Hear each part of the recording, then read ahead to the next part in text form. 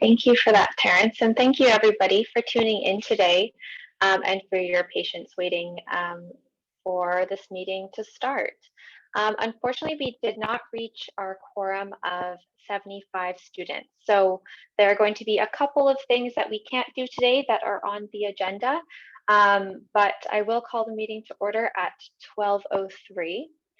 And I'd like to begin with a land acknowledgement. So first, hello, my name is Emily. I use she, her pronouns, and I'm the president of the Capilano Students Union.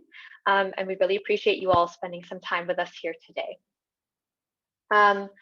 So I really want us to take a moment before we carry on with the business of this meeting to acknowledge the territories from which we are joining this meeting today.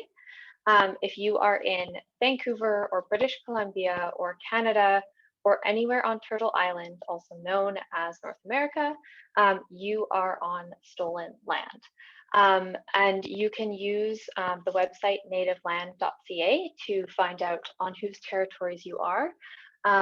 These lands were colonized by many different nations, and the indigenous peoples, the original inhabitants of these territories, did not consent to these people coming here and taking over. So I encourage you to use that site if you don't already know from where you're joining from, and you are more than welcome and encouraged to share a land acknowledgement or territory acknowledgement in the chat if you would like, and just let folks know where you're joining from today. Acknowledgement is one of the first steps that we can make when recognizing these territories, but it is an important step.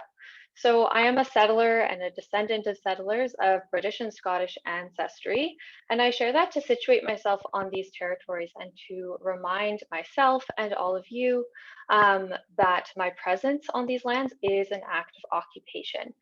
So I was born here. This is the only home I know, but I have uniquely benefited from living on these territories. Unless I'm actively working to return these lands to the original inhabitants, I too am complicit in the colonial project of Canada. So today I'm joining you from the stolen and unsurrendered shared lands of the Musqueam, Squamish, and Tsleil-Waututh peoples, also known as North Vancouver. And these peoples have stewarded these lands and waters since time immemorial, and they continue to lead the fight for the preservation of these territories for our collective future. So thank you to those who have started doing those acknowledgements and sharing in the chat. We really appreciate it. So at this point, I would like to hand over the chairing duties of this meeting to our external chair. But before I do, I want to let everybody know this is a Zoom webinar, and you have access to a raise hand function. And that will be how we vote for the meeting today. And our chair will be taking us through that in a little bit more detail in a few moments. But right now I will be looking for a motion to ratify Titus Gregory as the chair for the semi-annual general meeting. Is there a mover? I see Grace has moved the motion. And I see Brennan Thwaites has seconded the motion. Thank you. Are there all those in favor of ratifying Titus Gregory as the chair? If you could please raise your hand using that raise hand function. If you are opposed, you can type as such in the chat. I saw quite a few hands going up and then they disappeared. So I'm not seeing any opposition to the motion to appoint Titus Gregory as chair, so that that motion carries, and I will pass over the virtual mic, as it were, to Titus. Thank you so much. Thank you, President Bridge. My name is Titus Gregory. I'll be the chairperson of this meeting of the Capilano Students Union. As noted before, the CSU is a not-for-profit membership-based organization. Every single student at Capilano University is a member and is welcome to participate in this meeting. I'll begin by explaining the general meeting rules and procedures. This meeting is governed firstly by the Societies Act of British Columbia, secondly by the bylaws of the CSU, and thirdly by Robert's Rules of Order, which is a simple set of rules and procedures used to govern democratic meetings. I'll begin by pasting a copy of the link to our bylaws in the chat box. If you want to see what our bylaws look like, then you can do so. But in basic terms, every single member of the CSU has the right to participate in debate, and you have the right to move and second motions, and you have the right to vote. And as President Bidge noted, you'll be able to vote by using the raise hands feature. Unfortunately, one of our features of our bylaws is that if we do not get 75 members in attendance within 30 minutes, then it will not be allowed to vote on special resolutions. And so there's an item on our agenda to propose a special resolution to amend our bylaws with respect to citizenry associations and with respect to establishing a Black Students Union. Because there is no quorum by 12 o'clock noon, we will not be able to vote on that. But we will be able to have a presentation of the annual budget, and we will receive a report from the board of directors. As we'll begin by proceeding to the next item, which is adoption of the agenda. Item 4 is adoption of the agenda. Is there a motion to adopt the agenda for this meeting? Moved to Pasquier. Seconded Rashmi Moon. Any discussion?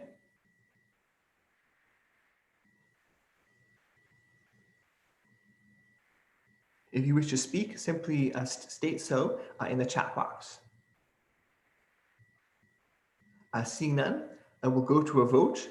All in favor of adopting the agenda for this meeting, please use the raise hands feature.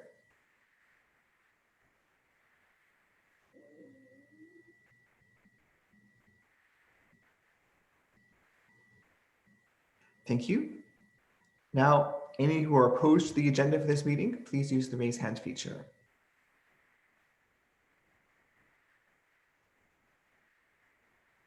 No opposition, the agenda is adopted. And next we'll have item 5, that's presentation of the 2021-2022 budget. And we'll have a presentation on the budget from Gerline Kaur.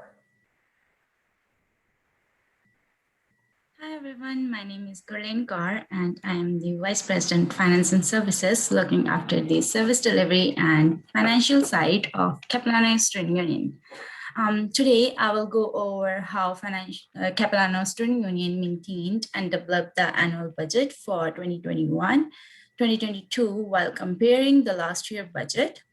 Basically, this presentation will show a high-level summary of our revenues and expenses that we budgeted for CSU.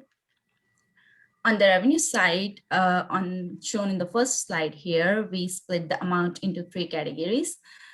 Fees that are collected from members, interest revenues that are either from checking accounts or term deposits, and other revenues, which includes, for example, revenues from users paying for parts to repair devices as part of our device doctor program. The first column lists 2020-2021 fiscal year projected revenues and expenses through year end. We are expecting the year with total revenues of $2,519,796 and total expenses of $1,734,833, leaving us as a surplus of $7,84,963 in 2020-2021 budget. This surplus is primarily the accumulation of cash required for construction financing of student union building. However, for 2021-2022, we have considered 3 scenarios, including variances, 25% increases and decreases in revenues. Up from the variance of 20% last year, we decided to go with higher volatility to prepare for worst case and best case scenarios, given how quickly the post-secondary landscape continues to change in the context of pandemic. Moving forward to the next slide, we have the fee revenue in detail. We have fees for each of the funds, excluding health and dental fees. Here is basically the detailed version of fees. So taking a look at each fee, first we have a membership fee that is projected at $1,060,313. Second, we have advocacy fee allocated for external advocacy.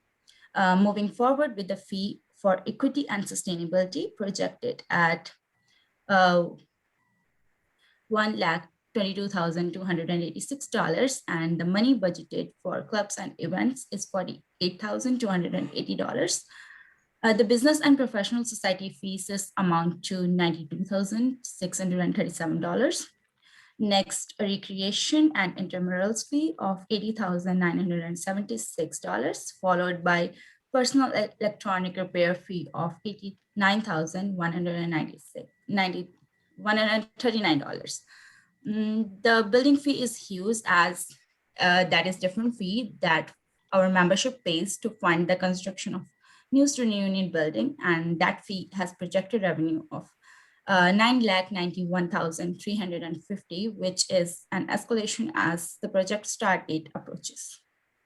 The total projected membership fees reconcile with the total fees given in the first slide for 2021-2022 budget.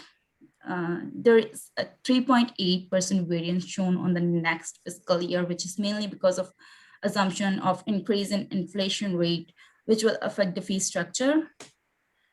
Moving on to the next slide, we have a short summary of our operating budget, which is most important budget showing the revenues and expenses. We have 4 columns. The first column indicates amounts for years 2020, 2021, and the other 3 indicates amount for fiscal year of 2021, 2022, with the base scenario, scenario 2 with 25% decrease in revenue, and scenario 3 with 25% increase in revenue. The percentages shown in the second column with the brackets indicate percentage change from previous year. Total expenses are divided into 6 categories. The first high expenditure goes to personal and professional expenditure. The second highest expense is board support. That's because of stipends, which is compensation paid to student leaders. Then we have administrative expenses to support our day-to-day administrative activities, and least amount is budgeted for university relations to maintain university relations. So this was all the basic summary for CSU budget. And finally, I would say we worked hard on budget planning and to ensure our revenues projections are accurate with reduced enrollment numbers that we have due to COVID. We continue to bolster and add services to our online board to help students to get most of the value from their CSU membership. Thank you. Now I will pass over to Titus.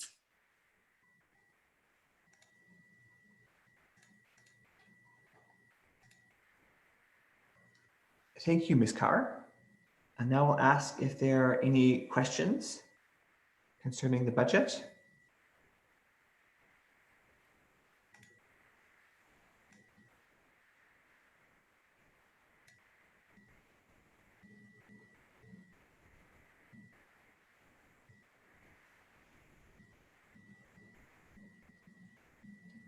Going once, going twice, going 3 times. Okay, thank you, Ms. Carr. I will now proceed to the next item on the agenda. Again, we have no special resolutions to be presented at this meeting, so we'll now proceed to Board of Directors report and question and answer period. And so we'll turn the floor over to President Bridge to provide the Board of Directors report. Great, thank you so much, Titus. I'm just going to wait a moment because I want to make sure that the link to the report is just put in the chat so y'all can follow along as I go through it a little bit. So while we're waiting for that, every general meeting, we present a report to the directors, sorry, not to the directors, to all of our membership, the students at the Capilano Students Union. And all of those reports are also available on our website as well. And you can find those reports that go all the way back to 2014. So you can see the link there in the chat, and I invite you to open up that report. This is something that is a sort of very broad highlight overview of what we've been working on in the past 6 or so months. It doesn't cover everything for sure, but it is certainly a great highlight reel, I would say, of some of the work that we're doing here at the Capilano Students Union. So first, there's a welcome message from myself, just really acknowledging that this year has been unlike anything that any of us have ever experienced, and you are still here in school, and that is incredible. And I want to make sure that each and every one of you takes a moment to acknowledge just how incredible it is that you are here, and that you are continuing to pursue education and continuing to get up every day and sit in front of your computer and go to class. It is not something that many people ever in the history of humanity have had to do, and you're doing it. And so really like take a moment for yourself and just say like, yeah, I'm doing that, and that is impressive. The next, as we move through the report on pages 3 and 4, are the people that make up the Capilano Students Union. And I don't think I can emphasize enough just how incredible the people that are involved in this organization are. You'll get a brief introduction to all of the directors who are here today shortly after this report, and the staff are behind the scenes working hard to do all of the things that that we try to do here at the Capilano Students Union. But honestly, like I can't. Everybody, every single person involved with the Capilano Student Union is such an incredible leader, such an incredible advocate for students, and they work so hard for all of you to support you and to hear you and to make sure that your opinions and voices are heard. So those people are incredible, and I want to acknowledge that. So as we move through this report, starting on page 5, we have some of our campaigns that we're working on. So the first one I want to touch on is the CAP International Tuition Campaign, the CAP It campaign. This is something we've been running for over a year now. And what we are aiming to do is we are advocating for the university to voluntarily limit the amount that international student tuition can be increased by 2% year over year. Right now, the university already does this, but it's not in policy. There's no mandate from the government that they have to continue doing this, and that's what we're asking for. We're asking that this be a commitment to provide predictability for international students, to make sure that their tuition fees don't rise at any faster rate or certainly in any way any more unpredictable than they already are. Also, right now, the tuition and other fees policy at the university is up for review. So we are continuing to do more advocacy on this. We would love to see this be a policy principle, a commitment from the university that they will not increase international tuition more than 2% every year, just like domestic student tuition, which is also capped at 2%. If you have any questions or want to get involved in that campaign, I encourage you to go to our website, and there's a link right there in the report. The next one is Make the Switch. This is our open educational resources campaign. We are asking for instructors to use open educational resources because we know that this saves students a ton of money. So right now, we have saved up to over $225,000 for students by instructors that have switched to OERs. So the next phase of this campaign, we are looking for other instructors that we maybe don't know of yet that have already switched to these materials. If you have an instructor that uses open educational resources or very low cost to no cost materials in your classes, there will be an opportunity to nominate them, and we'd like to celebrate these folks for saving students all this money. So next, we have the Close the Gaps campaign. This campaign is something we're doing with our national advocacy group, the Canadian Alliance of Student Associations, to address some of the gaps that we're seeing in post-secondary education. And these gaps have been here since before COVID, but COVID has really highlighted the gaps that students face and the difficulties that students face in accessing their education.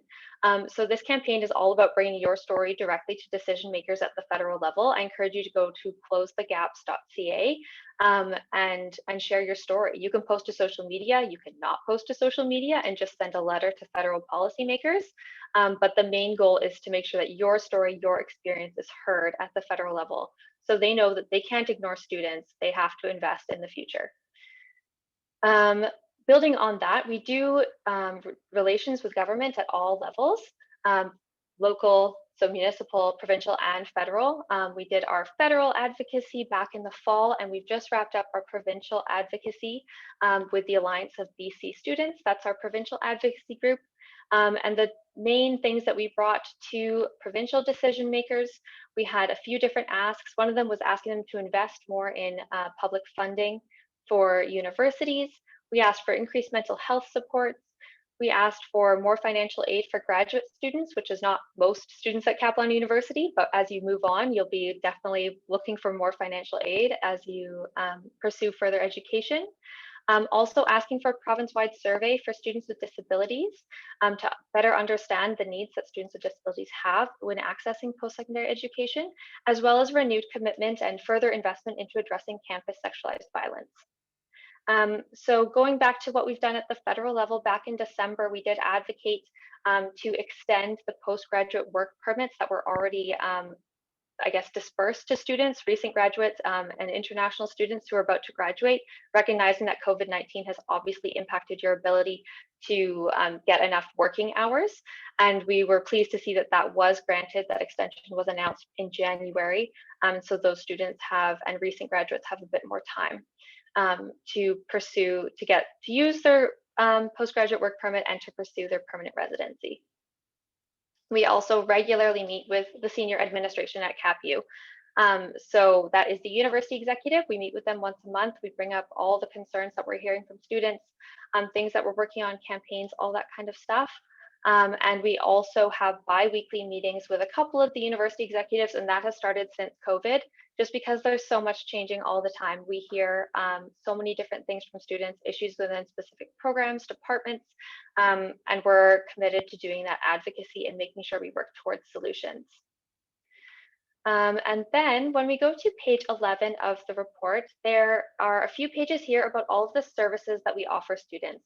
And I really do encourage you to go to page 11 of this report, take a look through those services, because there's a ton of stuff there, most of it designed to just save you money. So you can be like a functioning real human as you go to school, and for it to be as least expensive as possible. So we have support for paying your UPass fees. We know not everybody is using their UPass right now, as well as discounted internet, free phone plans. The community cupboard is there if you're if you're managing food insecurity. All kinds of things are there for you to take advantage of. And if you have any ideas for additional services we can be offering students this time, do reach out to us, and please ask questions if you have any questions about those services and how to access them. On the very last page, I just want to acknowledge some of the programming that's been going on. We hope that you've tuned into some of our events that were planned for Black History Month. Faven, our Students of Color Liaison, has been leading the development of that programming, and it has been absolutely incredible. So I hope you've tuned in. You can also go to our website. That information is still there. There are still some of those materials that you can access. And then coming up in March, we have Pride Week and Women's Month programming. So do stay tuned for that. Make sure you're following us on social media and all of those things. So that is that for the board report. And like I mentioned before, that will be on our website. All of the previous ones are on our website, and you can always access them. At this point, everybody should be, I think, on the virtual stage with me now. So what we're going to do is I'm going to get everybody to introduce themselves, and you don't have to just look at my face anymore. So you already know who I am. I have been here. I'm going to turn it over to Gerline, and then we will get everybody to just do a quick hello. Hi everyone, me again. My name is Gerline Kaur. I'm the Vice President Finance and Services. I use she, her pronouns, and I'm calling in from the lands of Squamish, Musqueam, and Tuasin and First Nations. Thank you. Hi everybody, my name is Grace. I am the Vice President External, and I use she, her pronouns. Hi everyone, my name is Shanti. I'm the Vice President of Equity and Sustainability, and I use she, her pronouns.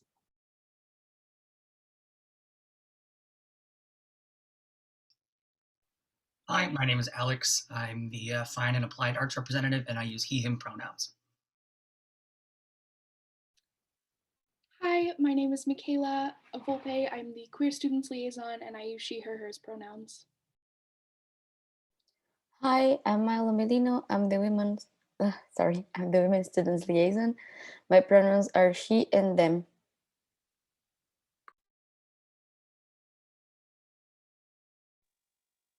Hi, I'm Neeraj Kaur, Business and Professional Studies Representative. My pronouns are she and her.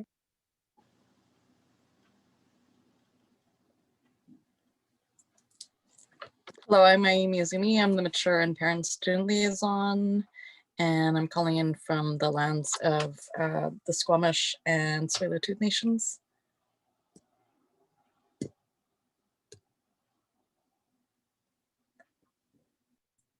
Hello, my name is Trevor Morton. I am an at-large representative here on the board. I use they, them pronouns, and I'm calling in from the lands of the Musqueam, Squamish, and Tsleil-Waututh Nations. Hi, everyone. I just want to quickly thank you all for being here with us today. My name is Akira Yamagishi, and I'm one of the at-large representatives here on the board of directors at the Student Union. Thanks. Hi, my name is Chan Carden. I don't know if I'm... Yeah, you're there. Okay, sorry. Yeah, I'm Chan Carden. I'm one of the at-large representatives as well. I use they, them pronouns, and I'm currently on the stolen ancestral lands of the Lekwungen and Songhees people. Hi, I am Jasprit Kaur and I am one of the at-large representatives. I use she, her as pronouns and I'm calling in from the lands of Coast Salish and Tsleil-Waututh. Thank you.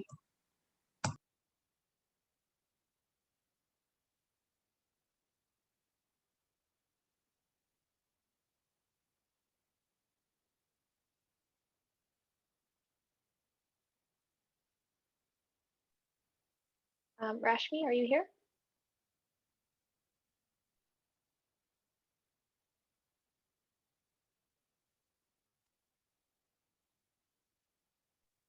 Okay, is June here?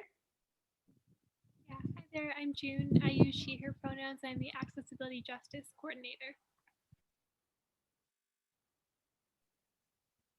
Hi, this is Wen. I'm the Department Representative of Education, Health and Human Development. Thank you.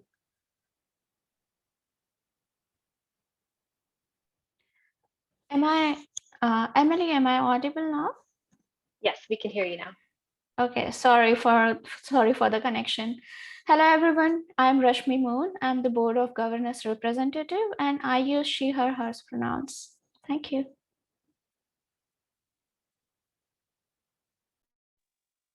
Okay, I think that was everybody.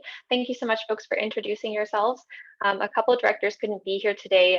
Classes normally are not happening at this time, but because of our online situation, classes are all over the place now, so not everyone could be here with us. So at this time, we are going to open it up to questions from all of you folks. There is a Q&A function. And so you can use that to ask your questions. And then once those questions start rolling in, we'll make sure that the most appropriate director is going to answer them for you. So please feel encouraged to ask questions and we will get you those answers.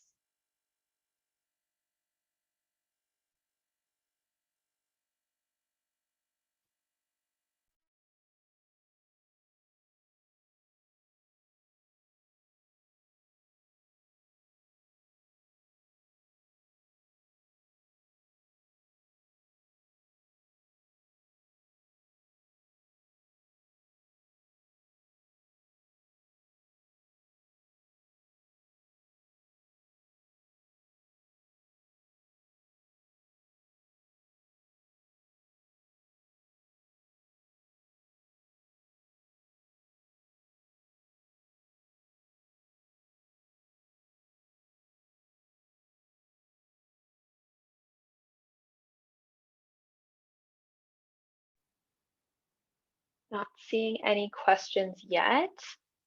So just give it another couple moments. You could really ask us anything and we are happy to answer them.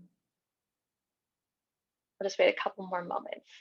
Also know that y'all are taking time out of your day to be here with us. So totally respect if you don't have questions at this time and you're just like please, we want the prizes, and then we would like to carry on with our lives. Very good question from Mr. Thwaites concerning the election. Go ahead, Mr. Girardat.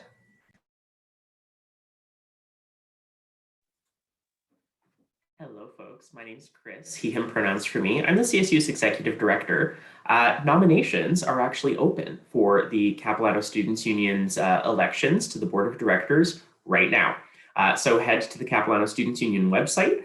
You will notice, obviously, due to the public health emergency, the election process is a little bit different this year. You're able to conduct the election entirely online.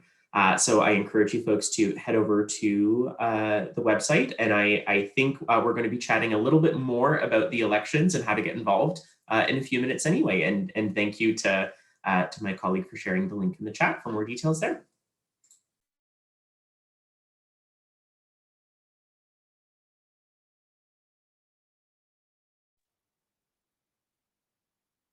Okay, thank you so much for that, Chris. I think seeing as we're seeing no other questions, I think what we'll do now, let me just check in 1 second here.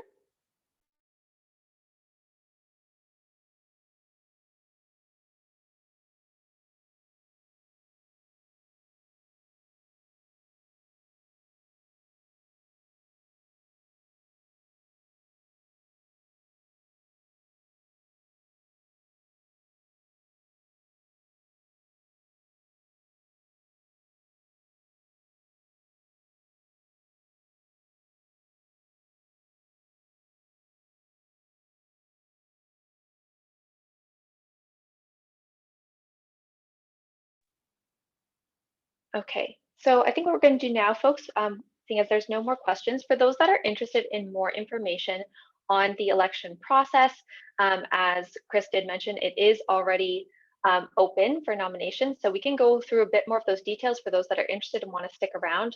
What we're going to do now, though, is we were going to move to the portion of the meeting that, let's be honest, everybody's been waiting for, the prizes. So we're going to do that first. Anyone that's interested in a bit more information on the elections, stick around after the prizes. It'll only be a couple of minutes. We'll just hit the highlights for you folks, and anyone who has additional questions after that can stay or ask us questions after.